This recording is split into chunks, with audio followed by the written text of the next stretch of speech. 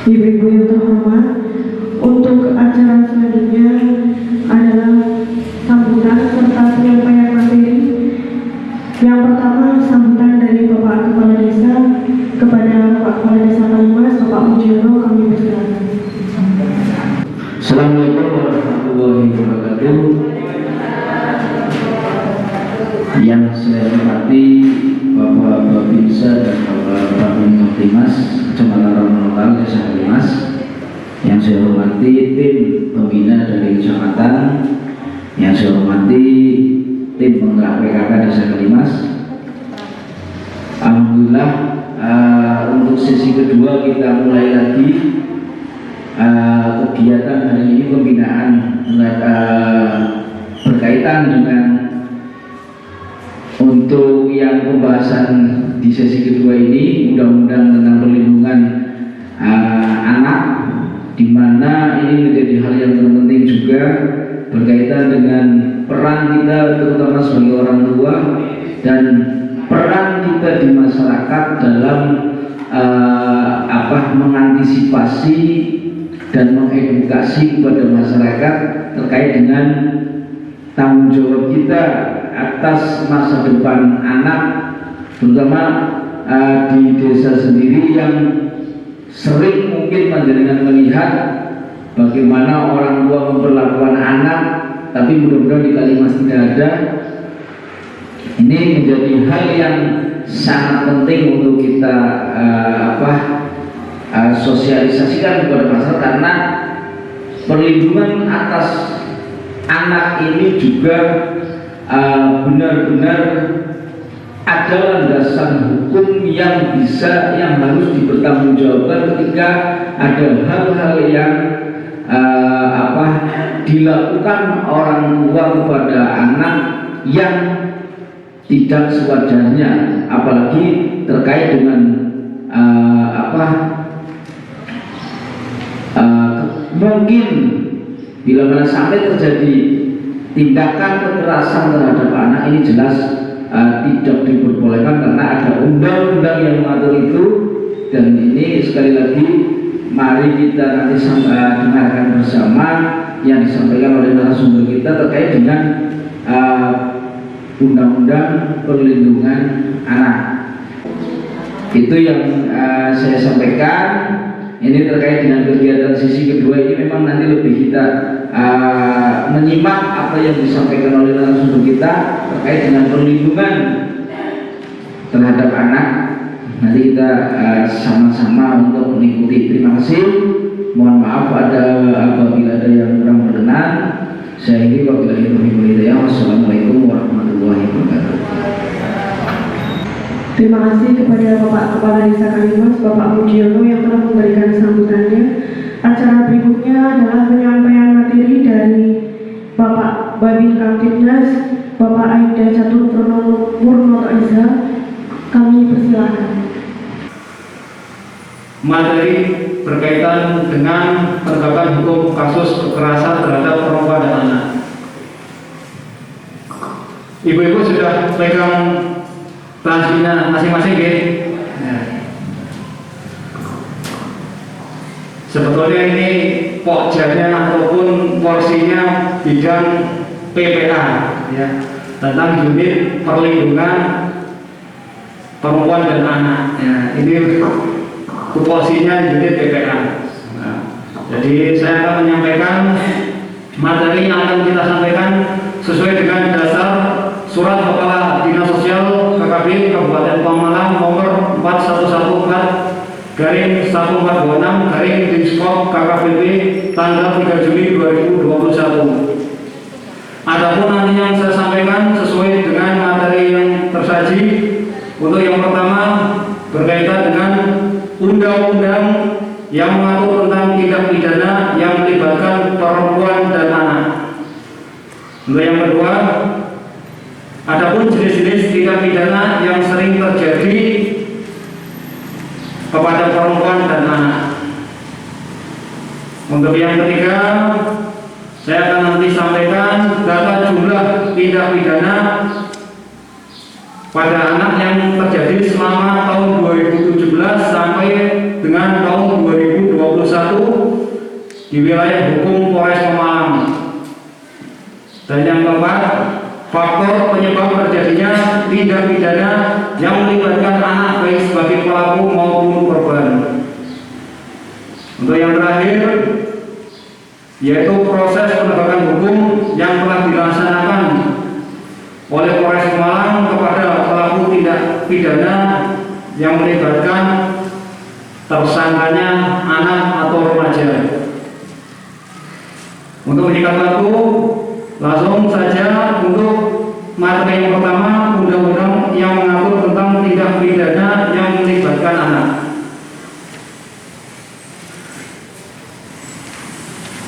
Adapun dasar dari undang-undang tersebut, yang pertama, Kitab Undang-Undang Hukum Pidana (KUHP) berkaitan dengan pelaksanaan tindak pidana itu dasarnya KUHP. Kalau undang-undang tentang anak dan perempuan itu undang-undang PPA. Jadi nanti saya jelaskan. Yang kedua, Undang-Undang RI Nomor 17 Tahun 2016 tentang penetapan peraturan pemerintah pengganti Undang-Undang RI Nomor 1 Tahun 2016 tentang perubahan pula atas Undang-Undang RI Nomor 23 Tahun 2003 tentang perlindungan anak. Jadi ada regulasinya Bu, itu pergantian undang-undang yang terakhir berarti ini Bu. Nah, nanti tadi saya lupa, berarti ini dalamnya ini undang-undang yang terakhir yang disahkan oleh Presiden Republik Indonesia.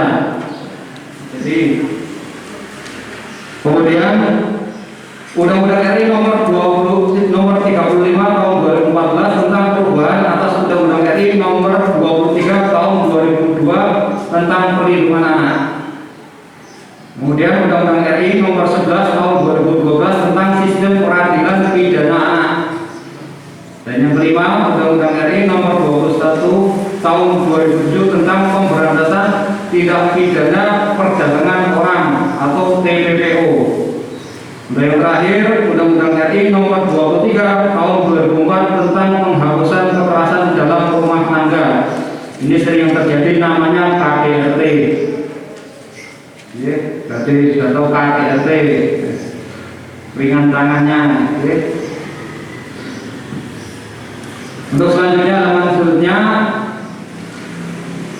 kita bahas tentang Undang-Undang RI nomor 35 tahun 2014 tentang perubahan atas Undang-Undang RI nomor 23 tahun 2002 tentang perlindungan anak. Adapun pengertian anak sesuai dengan pasal 1 IGUP itu berarti seseorang yang belum berumur 18 tahun termasuk anak yang masih dalam kandungan. Artinya apa Bu? Artinya selama kita ada si ibu punya janin, ya, selama punya janin sampai anaknya belum sampai berumur 18 tahun, di dalam undang-undang masih disebut sebagai anak. Iya, dalam kandungan itu masih disebut anak. Kaitannya kenapa Bu? Karena perbedaan antara anak dan remaja itu sejatinya pengertian masa remaja menurut WHO adalah masa di mana seorang berumur 12 sampai 24 tahun. Tetapi dalam undang-undang ini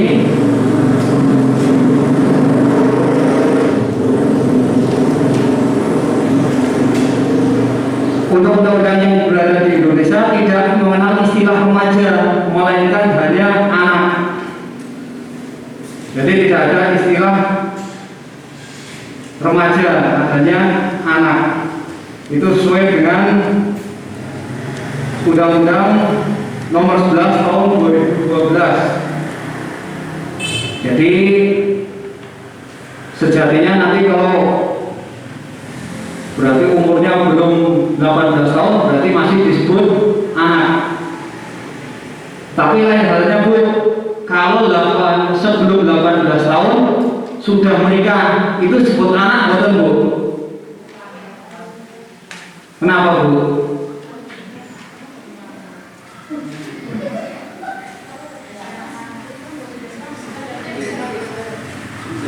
Nah,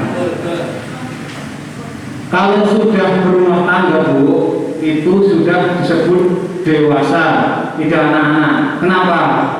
Karena di saat itu menikah, ya di bawah umur 18 tahun itu menikah, sudah mengajukan syarat pengajuan nikah di bawah umur yang ada putusan dari pengadilan itu.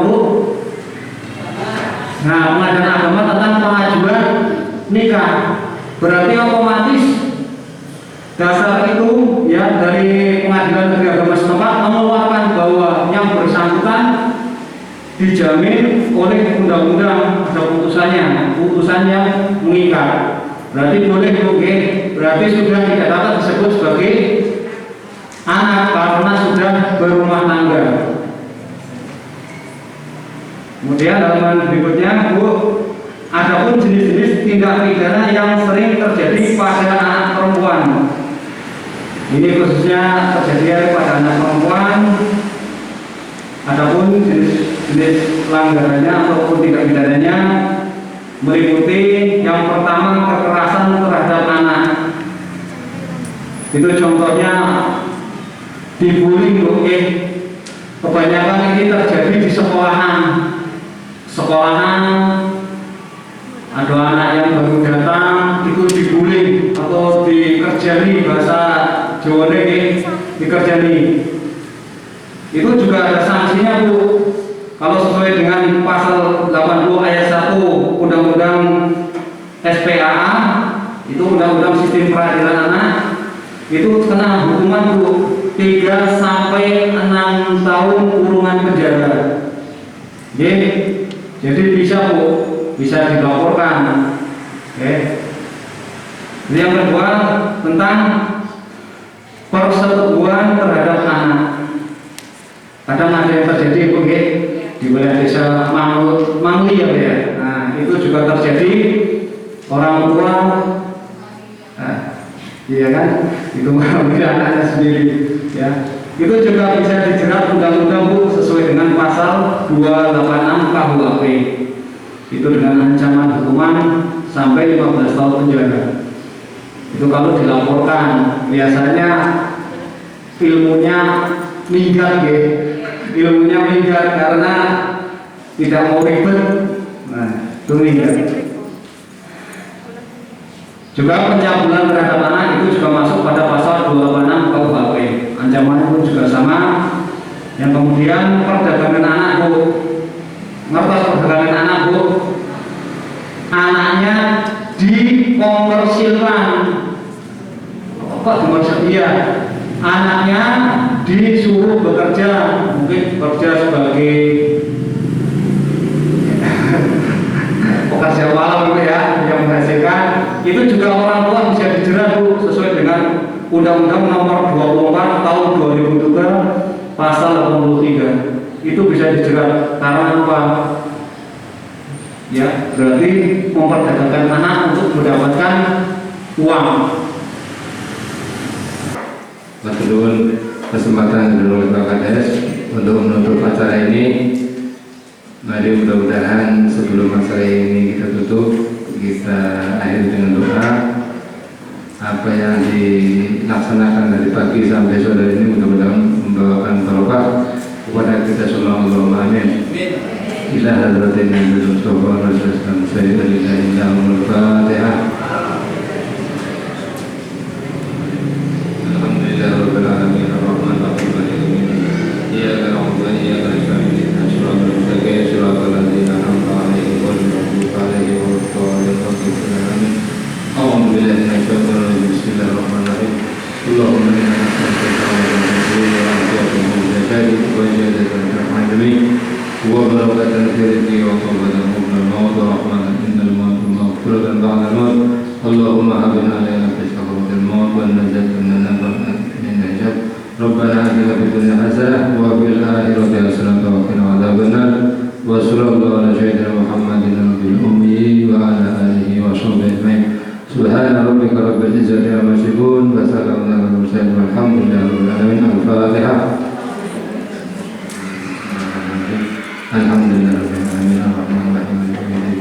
إياك نعبد وإياك نستعين اهدنا الصراط المستقيم صراط الذين أنعمت عليهم غير المغضوب عليهم ولا الضالين رب اغفر لنا من اللهم اهدنا بالإيمان اللهم اهدنا بالإسلام اللهم اهدنا بالخير اللهم اهدنا بحسن خاتمة ويا نصرنا برحمتك يا أرحم الراحمين والحمد لله رب العالمين تقبل منكم تقبل يا كريم السلام عليكم ورحمة الله وبركاته.